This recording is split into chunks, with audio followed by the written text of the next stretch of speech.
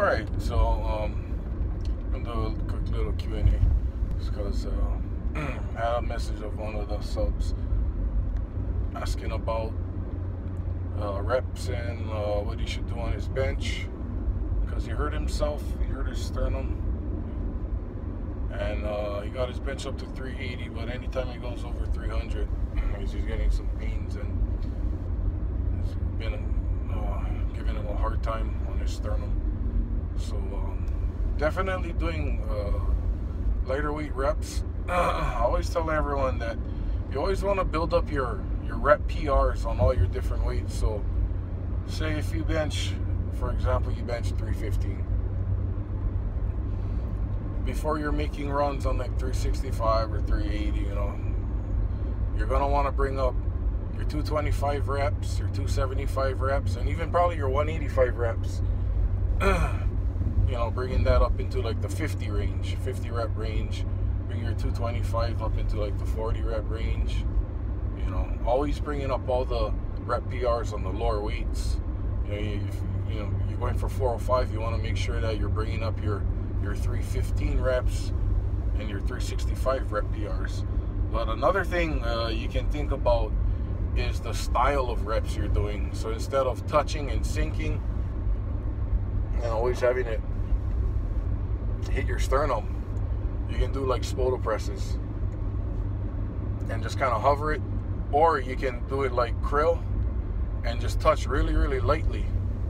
Just try and cut down as much range of motion in your arch. Try and cut down the range of motion with your arch. Try and get as much as you can. Turn it into like a one board if you can. And then that way, when you come down, it's because you're not getting all of that energy off of the bottom with like a sink and a pop.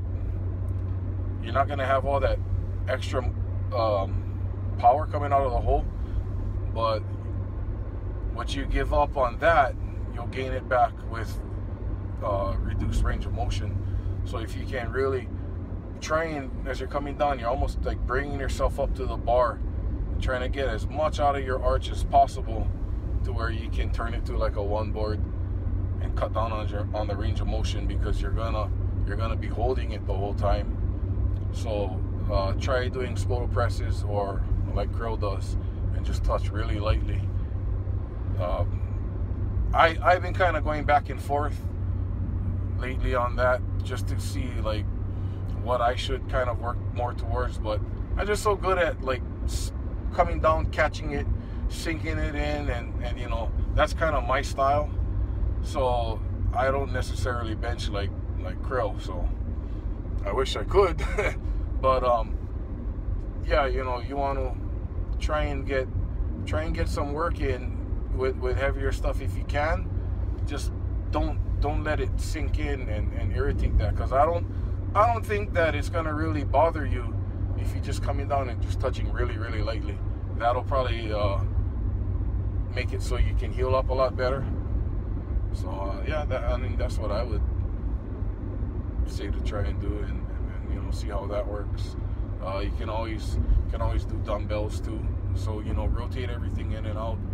Don't be just benching every single week, because it comes to the point where your joints are starting to get shot, and even though your muscles are strong, your wrists or your elbows or your shoulders, might just take a lot of beating.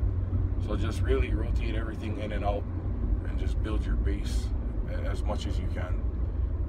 Work the reps, work some other stuff that doesn't irritate your sternum. You can always do heavy machines and shit, but I'd be real careful with the isos, because the isometric machines,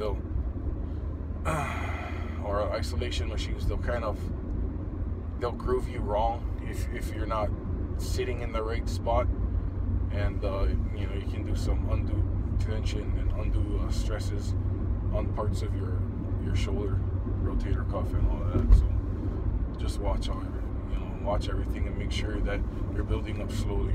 All right, see if that works. And I'm almost to the gym. I did my rep. It was like 315 for like 100 reps total last week. So my elbow is fucking killing me, so I'm not sure if I'm gonna take that next stage up where I wanted to go. It was like 365 for max reps. We'll see. Maybe I might do it after. Maybe I'll just do like a whole bunch of shit before that, dumbbells, machines. Then I'll go to our powerlifting team's gym, and then maybe I'll bench there after. We'll see how my elbows are holding up and how everything's feeling. All right, you guys have a good one.